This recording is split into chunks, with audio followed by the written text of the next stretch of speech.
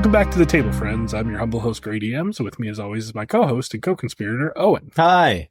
You are listening to Tabletop by Night, a weekly podcast where we continue our exploration of Vampire the Masquerade. Tonight, we gathered around the table to answer the question, so are we back to talking about what we were before? Yeah. So, I mean, is this just a repeat of last time? Or No, we're continuing where we left off last time. We're continuing where we left off last time. Last time on Vampire. Yes. So we are talking to the storytellers out there, or the people who would like to be storytellers, want to take up the role of leading their budding campaigns and try to wrangle the weird, hyper excited kindred who like to run amok. And I'm talking to the people that want to take that storytellers games and make them wish they were never born. Oh no, everything's on fire. I'm letting you in. No. Like, hey, it's a really good idea to just blurt out the thoughts you're having on what a particular story beat might be and watch the DM just kind of crumple back in their chair as they realize you just spoiled the whole plot. Oh my God. That would be like, I fear a moment in the future where I do have to go see a therapist and I have to stop for a moment and be like, I have to talk to you for 30 minutes to explain why I was mad. Let me give you the setting. Oh my gosh. Okay. So back in our discussion about being a storyteller, we're going to talk about essentially my take. So once again, last time we talked about there's a bunch of videos of resources out there where you can find out these philosophies of creating sessions and NPCs and stuff. This is going to be our viewpoint on this. I feel like we kind of teased that last time and maybe didn't get to that far. No, we didn't get so we apologize, but we had to get to this point where we can now start talking about it. So we're going to talk about right off the bat creating a campaign. So like this is my process. Owen's going to have a lot of opinions and chime in with a little bit of his own experience. Yes. So basically world building in Vampire versus world building in D&D. World building in D&D is basically you want to write a novel, don't you? Like you'd rather go write a novel. I'm not criticizing you for doing it. I do it too. It makes sense. But like, that's kind of why people DM D&D because they're like, oh no, but my version of elves, they have this really cool thing. And yes, that's fun and addicting and you want to do it. World building in Vampire is a little different because it is the world of darkness. It is our world. So instead, basically, a lot of the heavy lifting is done. You don't have to research what wars took place or, you know. Well, I mean, you got to know some history, but like, it's real history. You can just go on Wikipedia half the time and then start applying a vampiric template to it. What's more important with world building with Vampire the Masquerade is establishing themes and establishing characters. These are the two kind of core parts that we're going to be talking about today because they're what's going to take the world around you and turn it into the world of darkness in which your players will run around and hopefully have fun. So what I do is every campaign that I run starts with an idea. And I can't tell you where to get the idea. Hopefully it's there waiting for you. It could be in a book or a movie or something you saw. It could be a take on like, man, I watched a bunch of vampire movies and they never talked about blank. It could be something not vampire related at all. Like, oh, it would be really cool if like, I like the idea of like secret organizations and maybe like this group that works with the FBI or something like that. Uh-oh. Like, no, go ahead. Keep going. Just watching Owen take notes. No, I just had an idea about something that we can do for all of this and stuff. I just want to write it down while it's in my head. No, that's good. But yeah, you can keep going while you're talking. So it all kind of starts with this idea because an idea is going to simply establish a theme for you. And hopefully that idea is going to kind of cause the motivation that you have to like build this stuff out. So basically anything that gets you excited and gets your creative mind working can work as the start of an idea for a campaign. What you're going to want to do kind of at first is keep refining the idea and coming into like something kind of like a thesis statement.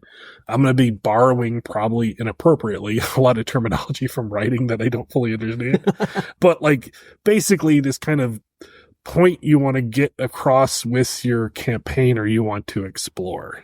So for example, I think the last vampire game that we really played, when we introduced many of our players into kind of Kindred Society, I was kind of playing around with the idea of, in the previous campaign, one of our players had really interacted with Thin Bloods and it had been bad.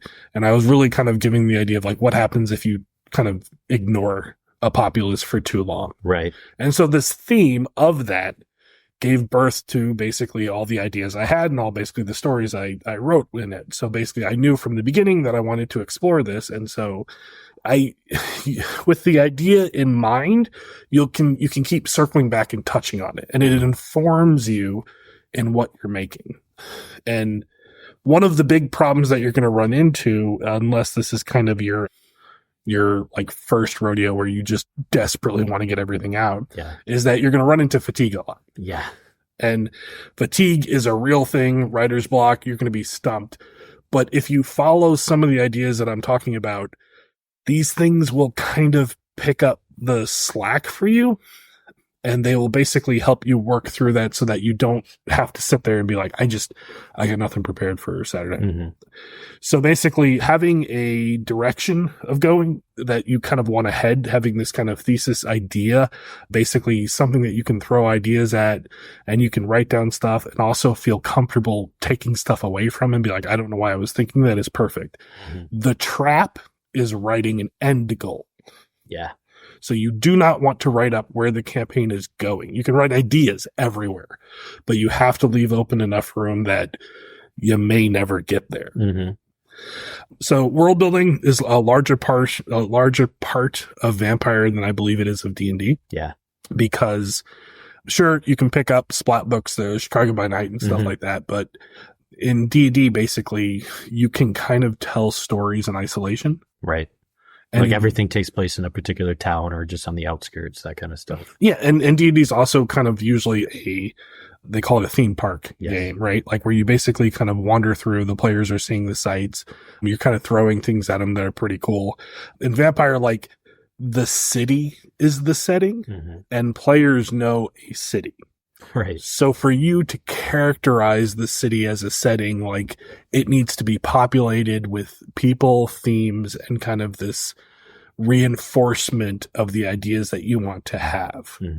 So one of the things that helps you with this is essentially creating a web of NPCs. So this is kind of like, effectively, this replaces all the work that you would do in D&D of like writing out the histories of, various different city-states and all the politics and all the trade. Is effectively you're going to create a network. And I do preference this is any campaign that stays in one place. So we are assuming that you're not going from place to place as much. But effectively what you're going to do is create a web of interconnecting peoples and factions. You can think of it as like a node graph. Basically where each node kind of is an entity, is a person or maybe a kindred or maybe a faction. And then you're going to kind of build the relationships between that. And this is kind of the way I try to plan and I try to think of the game. So the end goal would be like, if I was miraculously prepared, I wouldn't have a list of things that were about to happen. I would have like a giant web node graph printed in my apartment with all the pins and like everything together, so that basically and the real goal is essentially, not to skip ahead too much, but the real goal is essentially to build this 1 or 2 steps ahead of your players figuring it out. That is kind of like the defined aim for a storyteller. So basically the politics of a city are more important than the geographic locations. The geographic locations are going to support your scene work and where things happen, but like what you need to create is going to be the politics. The advice that I would give you is that before you sit down for a session 0, you have a rough idea of the political structure of the game that you're going to play. Now that's not to say you know who all the players are. Some you may want to understand, like, well, I got this idea for a prince on the back burner. I do know I want Camarilla versus a Sabbat, but like you do need to know some of those big decisions because the players are going to have to make the characters for that. And this is also the back and forth that you want to have with the players of like, hey, I noticed a lot of you were making Sabbat type. Yeah. I mean, we're talking about living in the city with the Camarilla, and you're all making Sabbat characters. I think there was a disconnect here. Yeah, exactly. Or maybe that's a really fun game to play. That would be too. But yeah, so you're going to want to basically have that like ahead of time. So before you're even ready to sit down at a session 0, this main thesis that you have needs to have kind of started to evolve into an understanding of what I like to think of as called the city's story. Mm-hmm. And basically it's all kind of tied into the story of the setting. Like I said, this is not some miles long, list of everything that's ever happened. And this is just kind of a basic idea of what's happening in kind of your neck of the world. So basically, like I said, it's like I call it the city story. Often, basically, as you're kind of figuring this stuff out, this is also where you're trying to determine where this game's going to take place. Because it is the real world, it's a great inspiration for stuff that'll feed back into this. Mm-hmm. Sometimes you go location first. For example, in the Florida game, we went location first. Yes. So basically, in this podcast, you listen to us go like, oh my God, think of, I think we were talking about Toreador and selling stuff in Florida. Yeah. When we went the whole thing. So like the location started to inspire, well, what was the theme that I wanted to build out there? And ultimately, the theme that I wanted to build out there was what happens when a bunch of new players encounter a really big stalemate. Right. Like, basically, because of our exploration of all the topics of Vampire, I was like, I want to play with all the toys. Mm-hmm. So let's have the Camarilla, the Anarchs, and the Sabbat all in the same place at the same time. Probably it's a loggerhead, basically. Yeah. Just stuck. Exactly. And it's not going to go on forever. And that's why it's so interesting to do. But the theme of the city had to be this kind of, how did they get stuck here? And one of the things we figured out really early on was going to be, well, one of the reasons they're stuck is because the Primigem have broken out of the Camarillo and the Camarillo. Wow. Sarsaparilla. Maybe I'm just all the trials in Florida. My thoughts, prayers for people in Florida, legitimately. But yes. No, I think I'm just tired. Anyway, so the idea was like basically that the Primigem have essentially kind of claimed more power than they really should have, and have basically garnered deals with the Anarchs to basically control effectively 2 large geographic areas with both the Camarilla and the Anarchs. So they're kind of in this weird thing where the Anarchs don't want to, they're like, we don't like this, but we kind of can't get away from the power that they have at this moment. Right. But at least we're not part of the Camarilla structure. And the Camarilla are like, well, you guys are part of us, right? Like this is right. And this whole struggle, this whole stalemate has led to a Sabbat incursion slowly creeping in. And that was kind of the city story. So like I said, city story could be a lot of things. In New York, one of the game that we played, the city story I wanted to tell was because V5 had just come out and I was reading a lot about it and I was really interested in the beckoning and the calling. The story of New York was, what does a kindred society look like when all the elders left? You remember that? Yeah. Yeah. Because like in the early game, when, the early game of Keith and all those people that we played with, a lot of it was talking about like, oh, the Venture clan was like gutted. Yeah. Because all the old Venture were in charge and they left. Yep. And it was like, well, all the young Venture were like scraping around trying to like break into their offices, get the codes and like, Yeah, it was a bunch of people that had never really had to do work an entire time in their life trying to figure out, oh shit, what do I have to do now? Because I liked where I was at and now, everything has been taken away and we have to get back to that. Yeah. And one of the benefits of the Tremere was that the Tremere basically had put magical effects to hold their Primigem in place for a period of time. Yep. So they were like, they had essentially the oldest vampire in the city sitting there like going crazy, but also like half comatose, barely tolerant. Yeah. Anyways. Idea. So that was kind of the idea that started all the writing of it. And like from that point, I could start thinking about like, well, what does the prince look like? What does the sheriff look like? What are all these kind of different points? So once that is figured out, to get ahead of ourselves here a little bit, I need to establish this kind of language I'm going to be using from now on. So basically NPCs, which Vampire is essentially just NPCs. like I said, you're building a web of NPCs. The details of their world are often not that important. No. Their mortal surroundings and stuff like that are not super important. They can all be filled in by ad-libbing and stuff. It's pretty much who they are in the moment that you're talking to them. So what I like to think about is I like at every NPC in one of my games basically starts out in this kind of trajectory, in this kind of dynamic of these 4 stages. So every NPC is basically going to be one of 4 types. And then during the course of their life, they're going to essentially be enriched to the next level. So the way I categorize them first is basically the lowest level of NPC is called a shadow. The reason I call them a shadow is because often that NPC's presence is known simply because where they should be is casting a shadow. Yeah. So this is kind of the concept of like, if someone says, hey, hey, storyteller, you said that there's a gas station. I want to go talk to the attendant. That attendant is a shadow, right? Because there's a gas station, therefore there should be an attendant, right? The fact that you kind of are shining the spotlight over there creates a shadow. There's nothing you have, right? Like, shadows are ephemeral. They're basically a product of world building. They basically they exist because they have to exist, and they basically beg you to fill them out. And so there's a lot of NPCs will end up starting their life as a shadow because you know that they have to exist, but you're not ready to deal with them. And in this phase, you can actually have relatively important NPCs still remain a shadow until you are ready by basically kind of just playing with the story a bit. So for example, in the Florida game that we started, the Hound came and was talking with everybody, and people didn't really have to ask deep questions, but the players, if they had asked anything about the sheriff was a shadow. Because I knew the sheriff existed, but like I had not spent the time or the effort to go flush the sheriff out at this time because there was no way the players could interact with them. Right.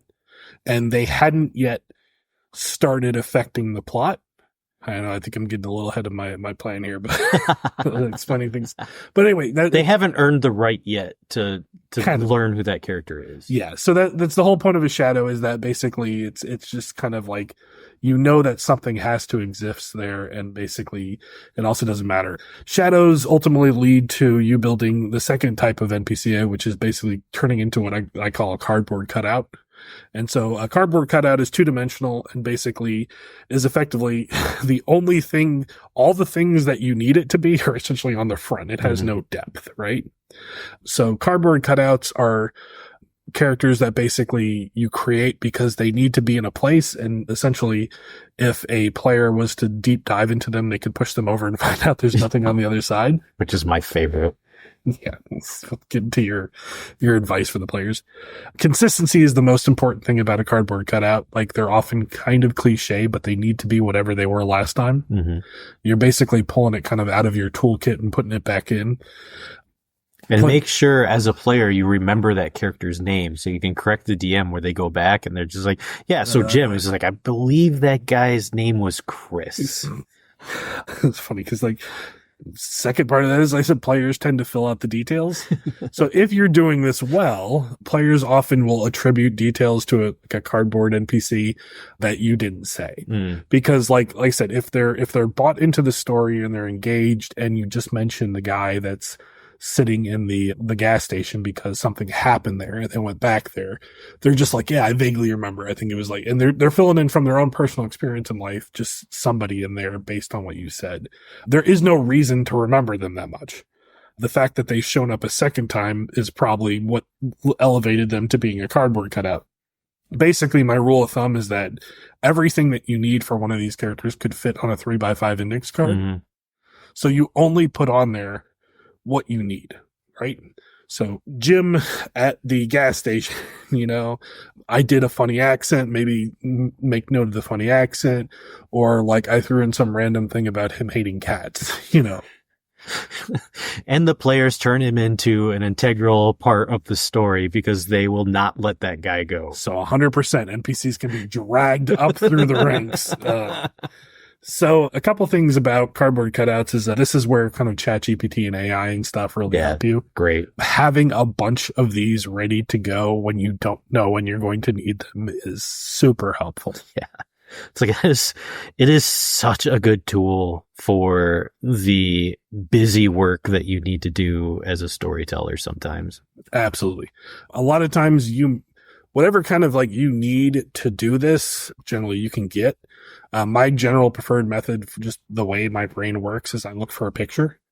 So like when I'm iterating through something and I'm like, oh crud, I know there's going to be like 5 different people that the group can talk to that they need to talk to. Mm-hmm. I'll start looking for pictures for whatever kind of idea. The second thing is that these often are a period where like, don't be afraid of a cliche. Like the characters, the players, unfortunately, are going to decide who they care about. Okay. You don't have control over this. You don't get to choose that. And especially if you introduce a character as the storyteller and you kind of give a tell that there's something off about this character, like, you know, you don't really have a whole lot of background written for this character, or, you know, you're just not kind of like into this character. Certain people will pick up on that. And their favorite thing to do is to just drive the nail into the storyteller's head. That's just basically like, we're not going to let this character go. We want to play more with this character. I want to go talk to that guy again. Like, oh my God. He's on the other side of town. We have time. So when an NPC is in this cardboard cutout stage, when you're keeping them there, when you need them to be that, the 5th edition of Vampire, if you have the storyteller screen, basically has stats for like generic NPCs and like basically human dice. Yeah. So like there's a plethora of materials that you can use just to basically allow them to function in the story without having to develop more detail around them. There are also ways that you will develop to prevent players from pushing them over. Some of them work, some of them may not work. Pretty easy ways, or like, especially with Kindred and stuff, when players are young, is if they start pushing the bounds of the character, you can just kind of chalk it up to kind of xenophobia and like, well, why do you need to know? Or what are you trying to do? Get ahead of your station? So you can push back a lot. But ultimately, some characters are going to need to be brought up away from being a cardboard cutout. And I bring them up to the realm where most characters exist, and I call them mannequins. So a mannequin is tangible. It is often dressed, depending on the situation, and has a backstory. So basically, in this case, the character, you've recognized that the character is going to be important, and we'll talk about how you recognize that, whether it's through the players or the story. So basically, some place in the story or the players have caused the need for this character to be created. The reason I call them mannequins is because they can't really act on their own. They're basically set dressing. Mm-hmm. So you're putting them in a place that the story needs them to be. They're much more fleshed out than a cardboard cutout. You have spent time kind of writing a little bit of a backstory with these characters. They're very important in your arsenal of things to do. And any details or backstories that you do write about them will generally pay off. However, they're not going to drive action. Often you've already figured out what scene needs to happen, and so you're putting them in it. Mm-hmm. So they're window dressing. Yeah.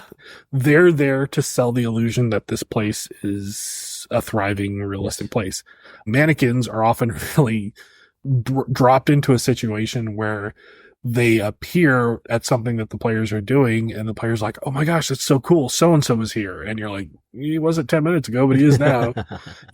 Like, because they help flush out those buy-ins that you need. Development on a mannequin is always a risk assessment. So you need to always be able to cut ties with your emotional attachment to them, mm-hmm. because they're not at the point yet where they matter. Like, I hate to say that. And mannequins can go from like, hey, this is really cool. They're buying into this person and they're like, he's here, to like, oh, he's dead. Yeah. Very quickly. Or just, hey, there's this guy. Yeah, I don't care about him. Now, the real important thing about a mannequin, the most important thing that you need to do to make it worthwhile to you, is that, when I generally say you keep their, like a sheet of paper is kind of where this lives, is keep track of their interactions with characters. Yeah. cardboard cutout doesn't really matter because if they're going back and talking to the same person, you're elevating them up to the point where they're a mannequin. Mm-hmm. So you're like, oh man, I got to spend time talking about that guy in the gas station now. Mannequins, you need to keep track of that so that the little bit of callback that they do is enough to keep the person engaged in the active story. Now, then we go up to kind of the pinnacle of where you should have a character. Not the pinnacle of characters, but pinnacle of where a character should be. And this is what I call a living character. So this is a fully fleshed out character that has agency. And that's the big thing, is that they can act on their own. So basically, their place in the story or their interaction with the other players drives a need for you to develop this character to the point where you have to start thinking about what they do when they're not on screen. Mm. So that's the big thing, right? So their node goes from a little drop to a hanger-on to they're a big node in this story. Right? Yep. Now, that doesn't mean they're somebody important in the city, but it means they're important to the characters for whatever reason. Yeah, they drive change. They drive things happening. Like it's a big person. So some characters, some NPCs you make are inherently going to be a living character to start with because they exist in a nexus in the story that changes, like the sheriff or the prince of a town, right? Like they're already someone who is going to cause change, and you're kind of attributing those changes to a political structure, but eventually they'll be kind of codified into the person who is driving them. Mm-hmm. Other times it's just somebody, like somebody that the group talks to over and over again, and they start becoming an important person, and you start realizing that the story may hinge upon things that they do. Now, there's one class of NPC beyond this. Oh no. And this is the storyteller character or the DMPC, right? Now, the self-insert. Yeah, this is usually a trap because it often takes agency away from the players. The players will often go out of their way to take this character down, okay? Just not needed. If you need this character, and I'm going to tell you, I'm giving you examples in a second about all these characters, and I'm going to tell you that sometimes you do need one of these characters. They cannot act cool. Okay? They are not going to detract from the rest of the group, except for very specific situations. Basically, all their worth as an individual has to be given freely by the characters, and sometimes they will. Like the whole story of us taking a farmer and turning him into an avatar. So sometimes this will just happen, but like it's all given by the players. You didn't do any of this. Sometimes you just need to do this if you have a very small group. Like you need to have that character that sits with the group and kind of mechanically helps them, but also like gives them a viewpoint that they can bounce ideas off of. But most of the time you're basically minimizing that impact on the story. Really, their presence is only meant there to like bolster the characters. So I have kind of a really good example that only 3 or 4 people will understand, but I'm going to talk through it. So on our big Dungeons and Dragons game, the very first session we ever played detailed a nobleman that was traveling with the party. And so I wrote a couple lines about the people that were just hanging around with the nobleman, and I think one of them was like goth teacher or something, something really simplistic. So the players all played together. That happened to be a one shot at the time. Players were having a lot of fun. It was a very impactful game. And 2 things happened during that playthrough. The nobleman was a kid, or he was a, older teenager, had a tutor. That was the character we were referring to. And that tutor's older sister was kind of important. So I had fleshed those 2 characters out, not the younger brother of the which is good. Yeah. So one of our players, for some reason didn't trust this person. And I still to this day don't know where that came from, but they just decided I don't trust the mage. And so they made some comment about that. And that led to kind of a discussion later on when they found something magical and like they were like fighting over taking it to them and showing it to them. The second thing that happened is like everything went bad. Yeah, we screwed up real bad. And to illustrate how painful the loss of the basically the female knight character was, I was like, oh, her, like, and I there was some mechanics behind to explain this to me. I was like, oh, look, her brother, her younger brother survived. So I put this character alive at the end of a tragedy, kind of sitting there, like, basically really obsessing about the loss of his sister. So this character was very much a shadow and kind of at best turned into a cardboard cutout because people started talking about it. Another one of the player characters had this really touching moment where they took the money that they were paid and they put it towards the funeral of the fallen knight. It wasn't me. It's not Owen. At that point, that character basically leapt from being a cardboard cutout and was like, you have to now turn into a mannequin or higher. This now has to be someone, right? Mm-hmm. So then during the course of playing parts of the game, one of the characters, their character kind of had romantic interest in this character, so that forced it up to a living character, and eventually this character got dragged to the point where, like, they're now a fully fleshed living character, and then we started playing games where I had to rationalize what they were doing and interacting, so then they became a playable character that I could inhabit if I needed to. Once again, this was just a comment about some character, and that one kind of evolved all the way up into now. It's a deeply fleshed out character. They have a family tree. They have all this stuff. They might destroy the world. This is the kind of thing that tends to happen with emergent gameplay, is the players kind of dictate what rises and what falls. So, like, you just have to understand. The cream always rises to the top. Now, on the other hand, we were once playing a D&D game, and I knew that I would be playing a character pretty soon, so I slipped it in as an NPC, and that character got branded Bert Trayer, and everybody hated it. So, like I said, no character can ever be cool unless the party. What was the sister's name? Becca Stabber. Oh, God. I just remember how angry you got. Because he was just like, well, he just dies. I was like, why is he so angry? So irrational. It was like, once again, my advice is because I've screwed these things up. But really, one of the things was, like, I had painted the mini and stuff, and I was really like, you didn't know that. Yeah, like, I had, like, custom made a mini with the sword and stuff. Like, it was just, yeah. I'm sorry, Gray. It's okay. It's far better lesson and story than that character ever deserved. Well, I mean, you have to admit, it was pretty suspicious where we found him and why he was there.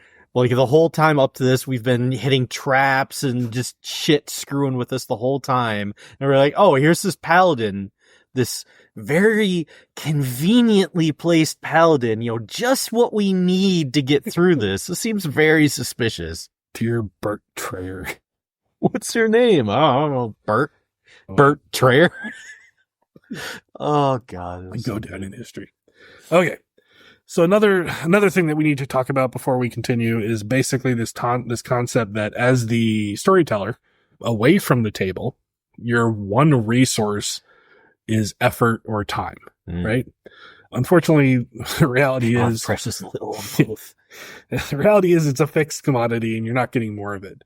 So a lot of the tips that I'm going to give you, like that we've been starting to give you, when we tell you don't waste time focusing on something, it's not because, like, oh, you may not get back from that. It's because there's probably other stuff that you should be spending that time on. And like I said, you can spend a lot of time on something that goes to a dead end very quickly. So I'm going to try to avoid that. You have to do it occasionally just so that you remember those pains, I guess. But it is something that happens. So, okay. So what then are the two driving forces behind basically direct development of this web of NPCs that you have? Well, anger and spite. Sometimes. But no. Number one is going to be the story.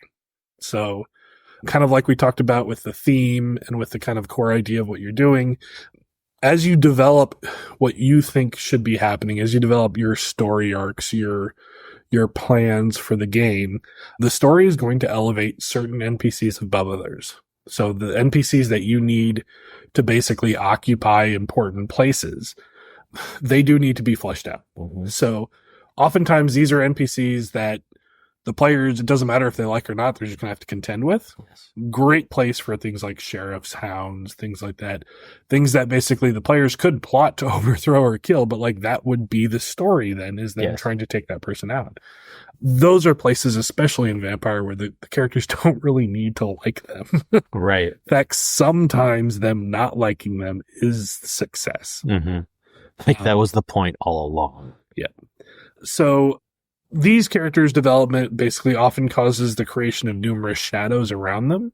So basically, as you're fleshing out one of these kind of node characters, you're basically going to kind of often find notes of just references another character. Like, oh, hey, I've built this story about the sheriff coming here and like they're hounds. Oh, now they're hounds, right?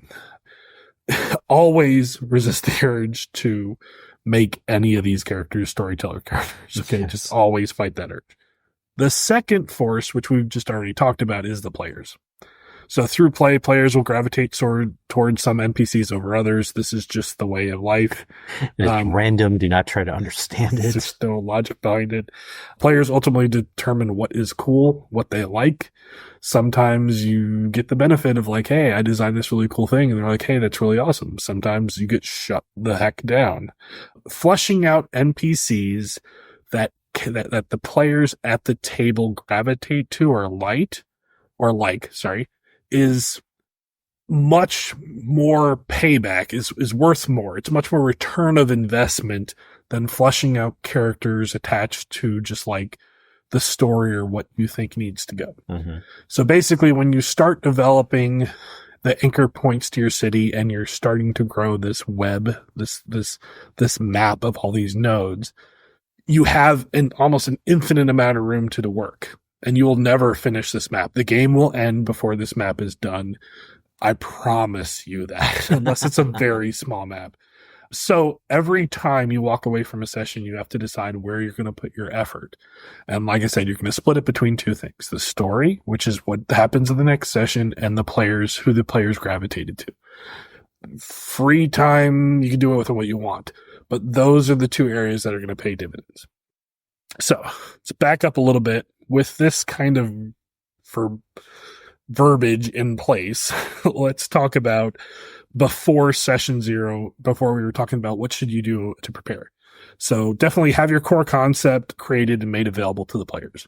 So this is like the theme. This is your thesis statement. This is also like the pitch to the players of what kind of game you want to run. You should be able to contact them. Hey, I was really thinking of running a Florida game where we kind of have this whole stalemate thing going on.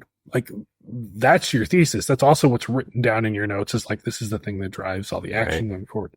Location and the core city story, like I said, they should be available.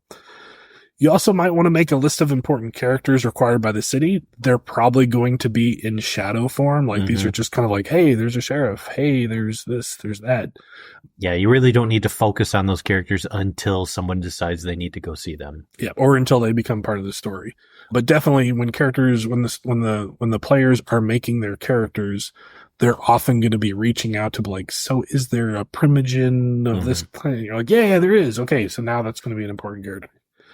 And then time spent should be targeted on essential characters and their relationships that inform or like develop the characters' backstories. So after session 0, you're going to be working with the players to develop their characters. So this is where you're going to be looking and listening for them to develop like touchstones, players, sires, all the things that are going to be important to their backstory. And you need to be taking note to develop these. Now, this is where you're going to end up with this kind of shifting priority of characters to flesh out.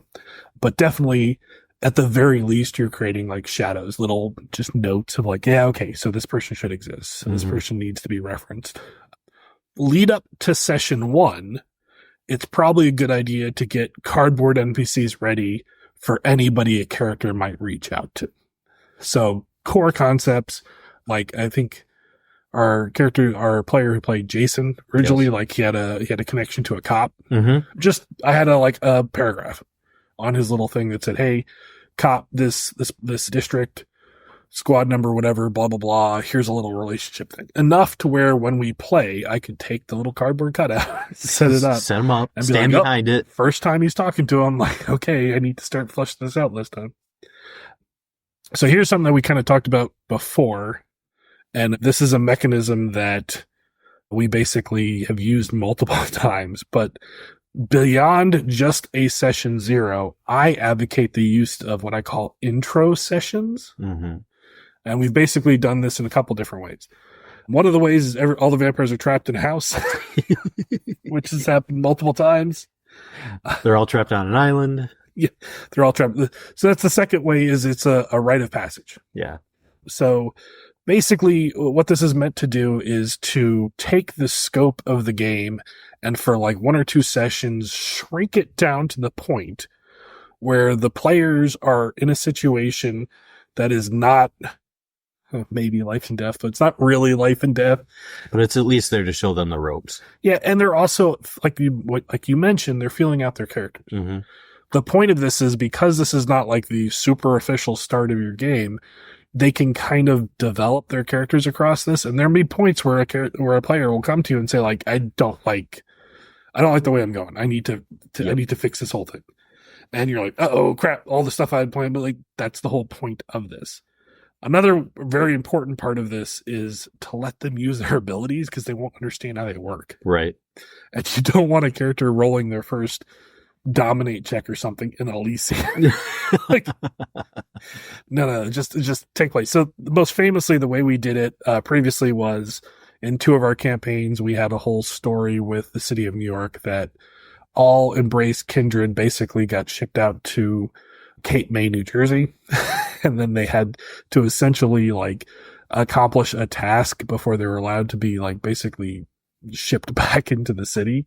This was a great way to spend a session or 2 with people learning the mechanics of the game before they were like shoved in front of the prince.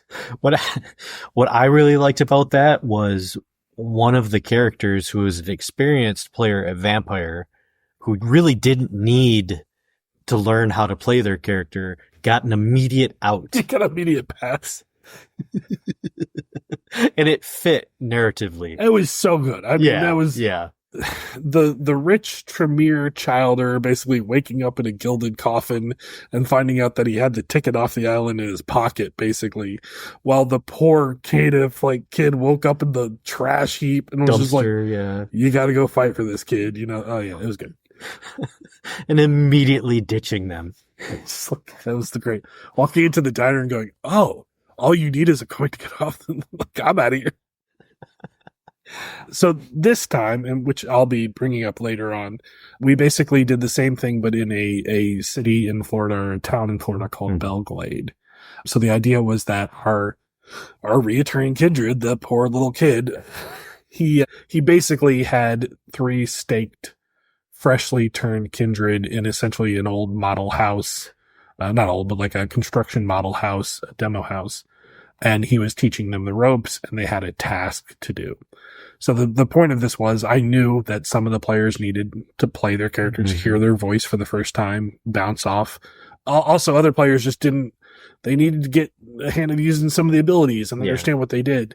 And we wanted the group dynamic to solidify a little bit before we shove them into politics. So like I said, I encourage this kind of method for starting your games. And what's great about it is failure doesn't really matter here. Yeah, you're basically, because it's the beginning of the game, you're going to have things in place that are going to you're going to give them an exit no matter what. And like, it's just kind of a matter of like, this is going to be the story about how they view things. You know, this is like the one poor kindred breaking his tooth, trying to throw him into a river. Yeah. But basically, like I said, the major goal is to allow players to interact with the world, use their ability, and essentially screw around a bit before they kind of go into the deep waters of kindred life. So after that, now we're getting into, how do you start planning a session? Now you've ran out of these temporary sessions, right? Yeah. You've got players, they've played their characters a little bit. You've got about a lot of back and forth. You kind of have a list of NPCs you're working on, and now you have a date set up where you have to have a session ready, right? So how do you go about planning a session? Wait until the last minute, and then an hour before the session's supposed to start, you furiously write shit down and try to figure something out. 100%. 100%. No. So personally, campaign planning for me is all about keeping in mind the big ideas and managing the actions, opinions, and relationships of the living characters. So that node graph is this thing that you have to keep returning to and essentially revisiting all these living characters in it and basically saying like, what are they focused on right now? What is happening? Because Vampire is a game where players are interacting with the city. Now, if that node graph is not a living, breathing thing, and once again, sometimes the storyteller is the one who's prodding those nodes, then the players are essentially interacting with a dead city. Yeah. So one of the things that this approach gives is sometimes organic things happen behind the scenes.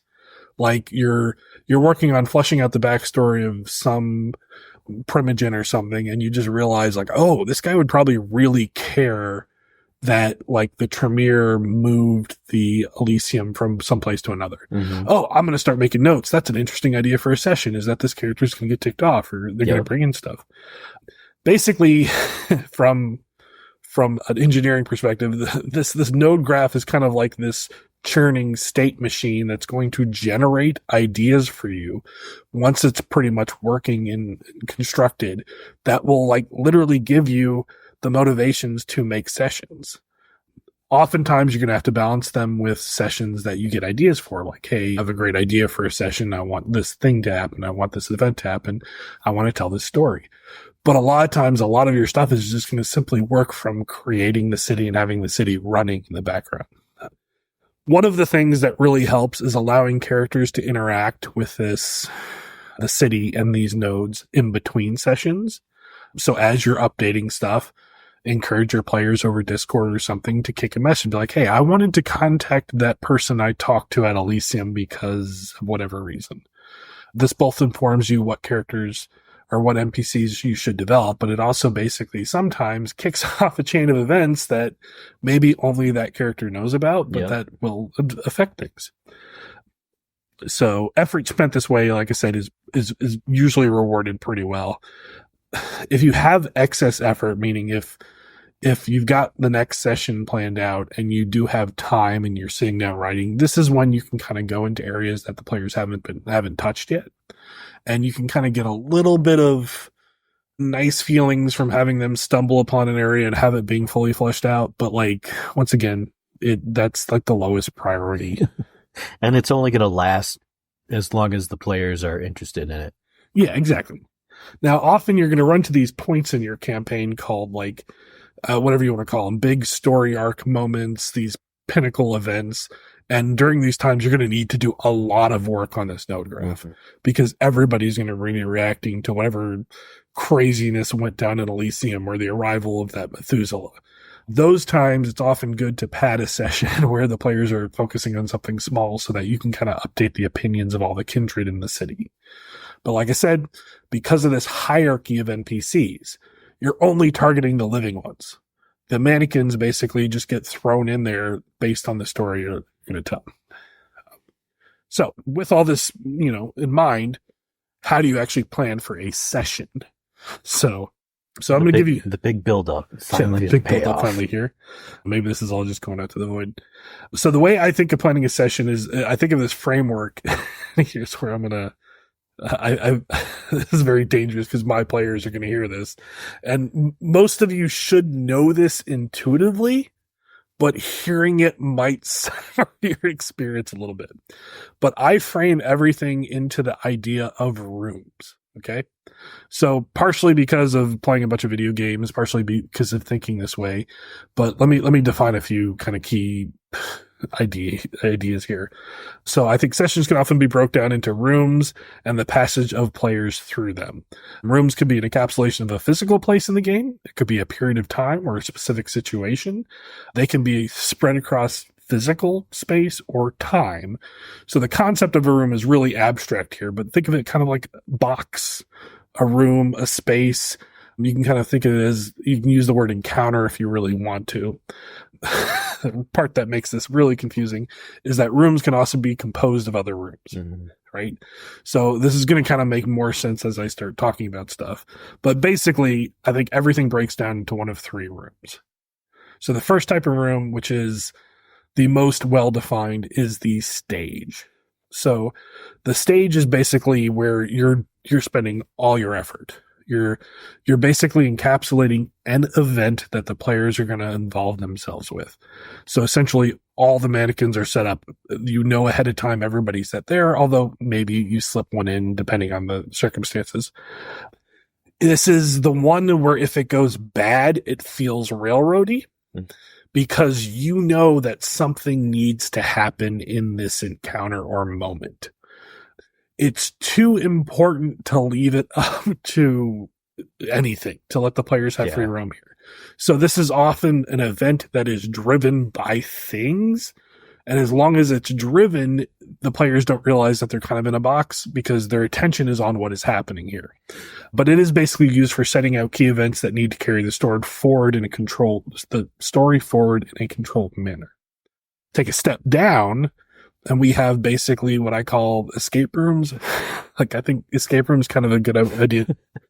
So escape rooms are not controlled as a stage, but essentially the kind of the rules of the escape room are basically that they may be composed of stages, but effectively they have, like, the players are now in a situation, whether it's this metaphysical situation or it's a physical location, and the only way to get out of it is to accomplish something.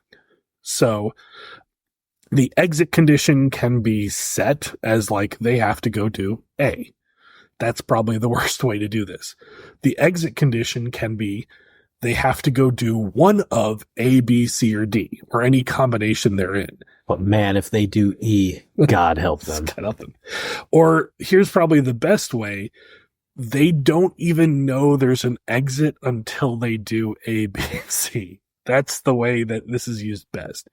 So we're going to kind of break that all down in, like, the game we played in Belglade. I'm going to explain, like, how that worked to give concrete examples, but I think already because we kept walking between two different rooms. Yes, because over and over again. The group kept wandering around rooms that didn't matter. So here's the hiccup though, right? Basically, the escape room concept will get the players extremely frustrated if they think they've learned or earned the exit and you're not letting them out of the escape room. Goose coin.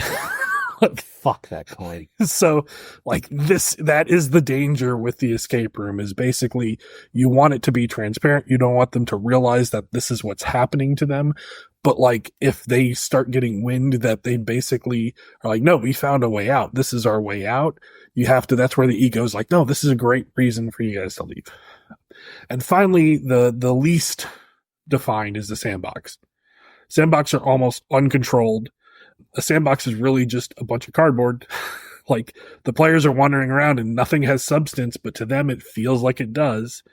Often this is the most fun for players in small amounts because they get to do what they want and basically they get to explore how their character is or the wild things. But, like, if you let them run too long, they start realizing everything's ephemeral and nothing matters.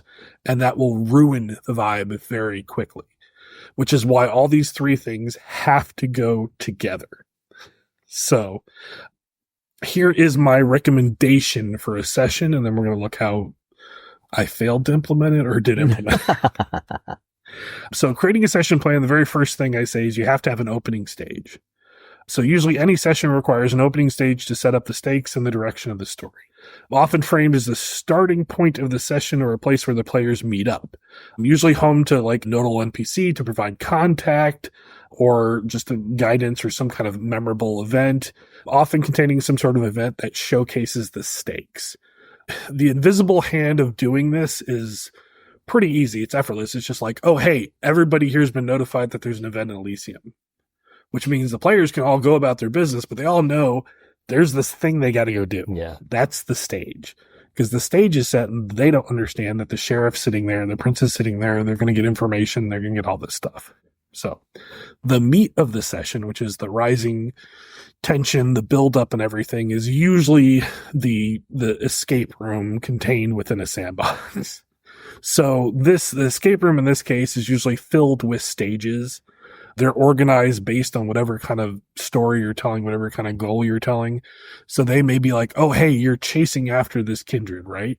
Well, as the storyteller, you've written 4 or 5 stages where you have these tightly controlled events that they can run into.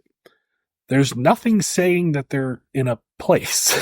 Like they're in time, they can move. In place, they can move. And the players are kind of running into one or the other, or the players are making decisions that make them go to one or the other. And then you've got this kind of loose set of exit conditions of when they should advance. This is why sometimes the third person they talk to is the one who says like, oh yeah, I think I saw that guy at the Tesco. Sometimes, you know, like I said, when this goes wrong, the players want to throttle you. Yeah. But ultimately, this is how you control pacing. And what you want to do is you want to make sure that each stage that you've created, each little encounter is rewarding to the players. Mm-hmm. This is where they have a little bit of a challenge or they have a little bit of dialogue. They get to do the thing. And like I said, sometimes because this is in a sandbox, the players will just wander off and go take care of something. But if they have that pressing urge that they're like, man, there's a thing the group needs to do, they're still thinking in terms of the escape room, and they're like, okay, well, we got to go down there and do the thing. So at the end, God, I hate playing this game. Like, this takes all the joy out of it.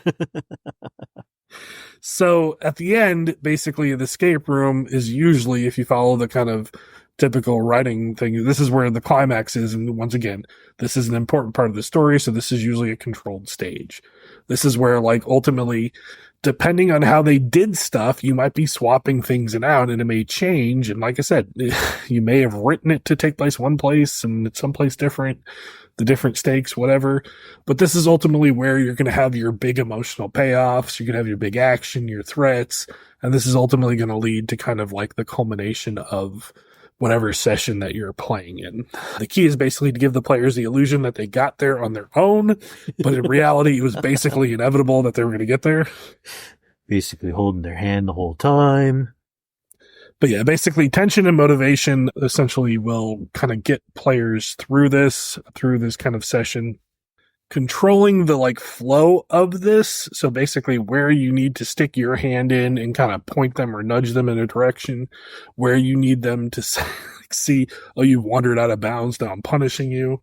This is the craft that you're going to need to spend time with, of reading your players, noticing like, hey man, everybody's really amped up and everybody really wants to fixate on this one player who's talking about going and using dominate on the person in the gas station.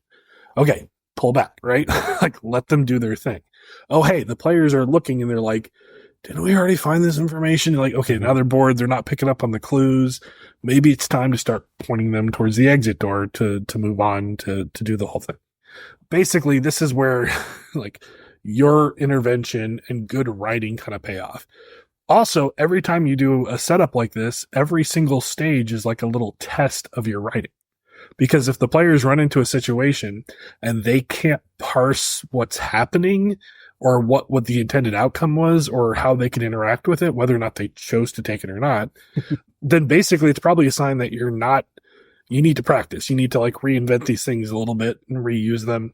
The other thing that's really good is stages often can be like, just if they don't go there, you just put it in a future session, use it elsewhere. That's like nothing really has to go to waste. Yeah. So the game that we played took place over the course of 2 different sessions. Yep. However, it was designed as one session. Yeah, we kind of got fixated on a few things. So this was an introduction. Once again, it was a bunch of vampires waking up in Belglade.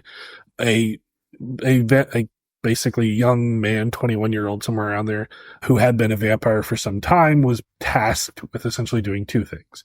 1, introducing these vampires to their life as kindred so that they'd be prepared to go like meet with the Camarilla and start discussing politics. And 2, they were supposed to go basically look for signs of these drug creators or this kind of meth lab type thing. Just as a rite of passage kind of thing. Yeah. And also to be like, hey, while you're down there, we need to know that you can accomplish the most basic of tasks.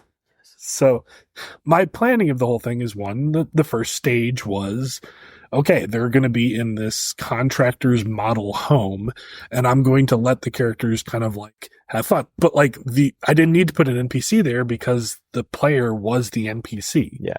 He was the one that introduced everybody. So the planning, see how this goes wrong. See how Owen starts reacting. The planning was that I had a couple different stages set up. I think I had the taco place. I had the mall, which was definitely the big one. And there are multiple stages at the mall where like I knew the hound was supposed to be at the mall as a contact. I had already embedded that in the note I had given the player who was starting everything, Jason. Who really didn't want to tell us anything. He held on to that the whole first session without saying anything. Oh. I knew that kind of the whole middle section of this was basically the players had to kind of come up with a way to go looking for this in the city of Belglade and the neighboring, basically, mall community of the neighboring town. And they had to go look for these drug people.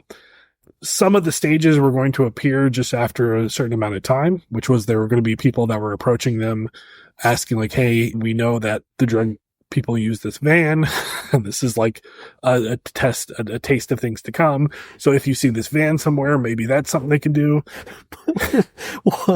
One of the people that were to give us a story beat, we literally ran away from them so many times.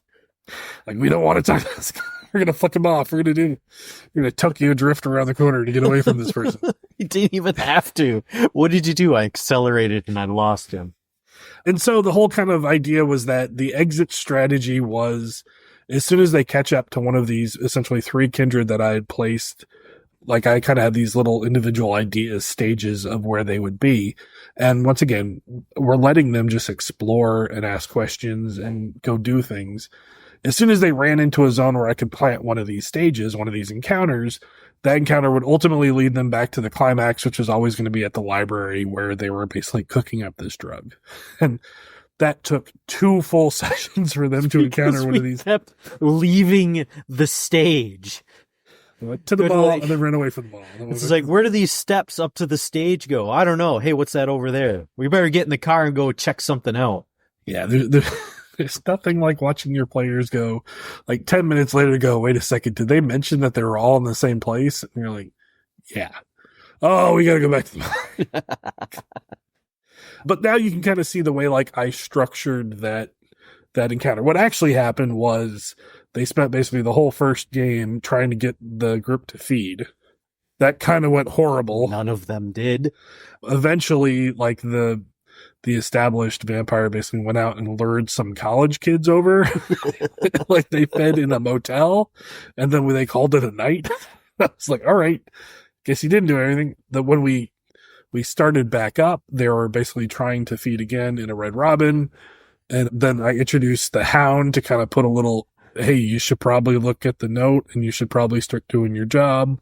And that kind of kicked them off towards more. Yeah. It's because the first session, 3 out of the 4 people had no idea there was a second task. It's great.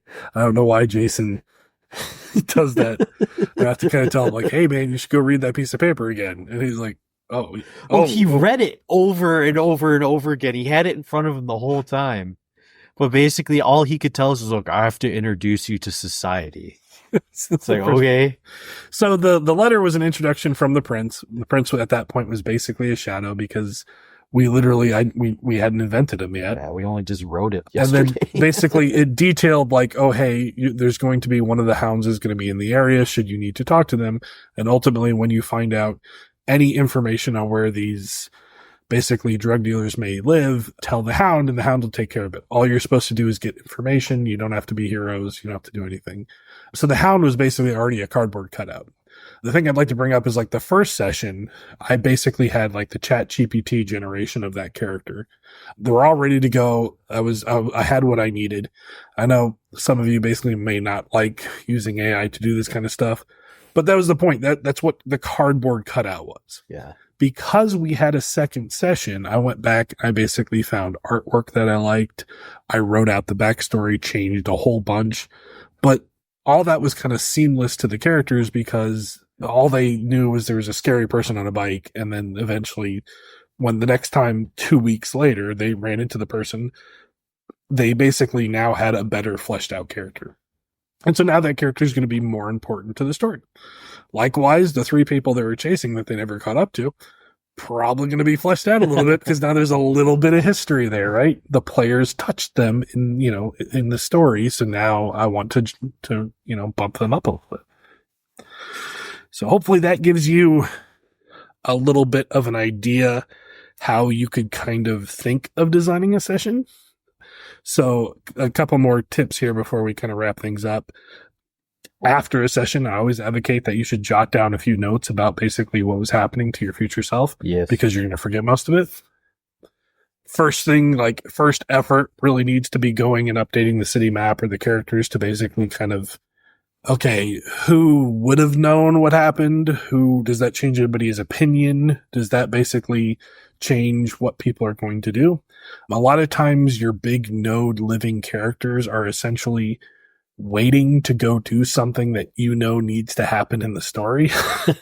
Like, I really want to overthrow the sheriff, but like you're just waiting for the proper story beat for that to happen. And sometimes the players are the impetus for that to happen. And then, always making sure that you kind of give the players some contact or some interaction between sessions that they can feed off of. Also, just to encourage your work, your effort. If you do have just excess effort, start taking cardboard cutout, start creating cardboard cutout NPCs, start, generating them in mass from tools that you can, purchase or have access to. Start creating a list of names and things that you can get a hold of. Basically, have them accessible as tools in your tool bag. So what do you think, Owen? Now that you've seen behind the curtain, I mean, it's hopefully it just makes sense. Yeah, it does make sense.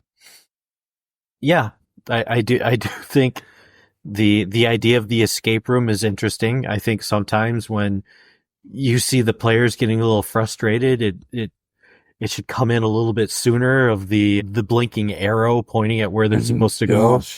Because sometimes you're like, I've given you everything and they won't pick the paper up or they won't flip it up. And you're like, just say the thing. But you're right. You're absolutely right. The storyteller is in control of the pacing. Yes. And that's why sometimes, especially in our D&D game, there had to be PCs walking around with you guys going, gee, guys, did you go back and look at this? Oh, we all forgot. Yeah. And I mean, with a wide range scoping game like that, it's difficult to keep track of everything. Yeah. All right. Well, this is kind of long. Yeah, it is. But I don't know. Do you want to hear a character? Yeah, I do. I think we all want to hear it. Okay. So this is the next in the drawn characters. Okay. So we'll see what you think about this character. I don't think it was as good as the last one you did, but like, hey, this is... I think it'll be just fine. I think it's what I want to do. So basically, I'm going to introduce you guys to James Russell. James Russell. It was a bitter cold night when James first encountered the world of monsters. He was foreman for a crew of loggers back before chainsaws and industrial equipment was the standard, and his crew was cleaning up their logging site, collecting the day's tools, and taking stock of their work. James was well liked by his crew, always fair and looking out for their needs, so when he heard the first scream that night, he rushed to out of the canvas tent and tried to take control of whatever situation had just emerged. By the time he got down the hill to the site, the monster in a woman's body had already claimed 3 of his men. Ooh. The 2 standing were flanking her, axes and lanterns extended as their only defense. Like children, she manhandled them, tearing into the first chest with her claws and digging her fangs deep into the second's throat. James knew he should run, take the chance and get help to come back and hunt this thing down, but the sight of his men laid out amongst crimson-stained snow drove him forward for some reason. Picking up a discarded axe, he buried it deep in the creature's back, earning a rage-filled howl. Far too quickly, he was thrown backwards, crashing into a large pine with a chorus of breaking bones and crunching snow. Shock spared him the impending pain, but the numbness and inability to move his limbs told him that the struggle was already over. The sight of a young man slumped against a fallen log, his heart blood poured out over his torn overalls, empty eyes staring back at him, was the last image he would see as the monster drank deeply from his neck. The calm of impending death allowed him to think of his family, of the future struggles and the absence of him would bring his dear wife. Thoughts of his son and daughter filled him as the darkness claimed his sight, detached and falling away from the bitter cold. Even the warm liquid being fed down his throat failed to register against his plummet to the void. Surprise and confusion were the first two emotions in James' new reality as he woke to his new kindred existence.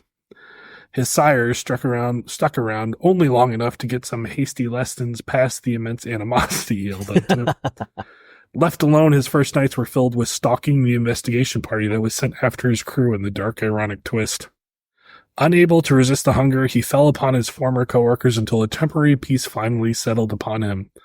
When the hunger returned the next night, he truly understood his damnation for the first time. The faces of his victims gave him enough pause to not run back to his family. Although his world was shattered and his every impulse was to run back to the arms of his wife, there were still some sins that even a monster like him would not commit. With a few but clear warnings his sire had left him, James set out to find others of his kind in a place where he could contend with his newfound condition. Unable to tear himself away from his family, but unwilling to be in their lives, James settled into Toronto, finding a place with a local Sabbat pack. His hatred towards his sire and all she represented made the anti-elder philosophies of the Sabbat an easy pill to swallow. It also helped that Toronto was a relatively stable Sabbat stronghold, not necessarily characteristic of their usual conquests. In the relative stability of the city, James found a place where his skills as a leader led to the success of his pack, and his comforts in the wilderness offered him a unique path forward, one not available for most. With a firm lead, he led his newfound comrades in defending their home from all threats, gaining special notoriety for dismantling a particular dangerous pack of Geru. Ooh. Building up accolades over the next few decades, James kept an eye on his family far away and watched his children go up and take their places in the world. As time slipped away, James soon found himself a silent, stranger at the funeral of the love of his life, lamenting the years lost but taking solace in the peace that his absence had brought to the family. Decades later, James found himself and his pack called upon to respond to a cameral acclaim to New York City. The arrogance of the so-called prince declaring the city of numerous kindred factions as his domain was enough to incite a desire for comeuppance in the hearts of many of his fellow kindred. Moving into the Big Apple en masse, the Sabbat responded with a sufficient show of force, and a bloody struggle spilled out onto the streets. It was during the culmination of these struggles that James found himself working towards the aims of a foreign bishop, cleaning out a coterie of high clan Camarilla. Having had word spread of his effectiveness in combating the Ivory Tower, a trap was set, and James' pack was decimated, with James finding himself staring at the faces of his grandchildren held hostage. Ouch. Rescued by the personal forces of the bishop that was guiding him, James awaited his punishment. To have failed was bad enough, but to have had his tenuous connection to his kindred family shown to his elders and used against him and his pack was unforgivable. To his surprise, his sentence was deferred and his grandchildren relocated. In exchange for his loyalty, this transgression would be overlooked and a purpose would be given to replace his former duties. From that day forth, James served as a paladin of the Sabbat, safeguarding the vision and person of his bishop. Nice. So like I said, this is not a super crazy, interesting character. It is an interesting character. This is a man with a mission. Yeah, I was going to say, this is a guy that he knows what he has to do. Yeah. Like, I wanted him to be physically intimidating, but also he is talented in organizing a force of kindred. Yeah, and that's cool. He will be a force embedded in the Sabbat of the Florida game. That's cool. That's a nice boogeyman. I really like that take. We did it in New York, and I really like the kind of what happens when the everyman just is like, I got to deal with it. Yeah. So hopefully you guys like that too, because you've stuck around for an unusually long session. This is a long one. Like I said, maybe I could have balanced it better, but here we are. So, hey, thanks for sticking with us. I hope some of this was useful. I'd also like to say, by all means, any of the characters that we're providing, steal, run away with, put them anywhere you want. Cool. And if you do, tell us. Yeah, let us know. We'll be so happy to find out that any of these were used anywhere else. Yeah. So, well, hopefully this very long and in-depth look into our process here helped you out a little bit. Yeah, I mean, it was in-depth, all right. But I think we're going to leave you there. Any last words, Owen? Snagglepuss. Forget everything you heard. Forget everything you heard. Yeah. See ya. Bye.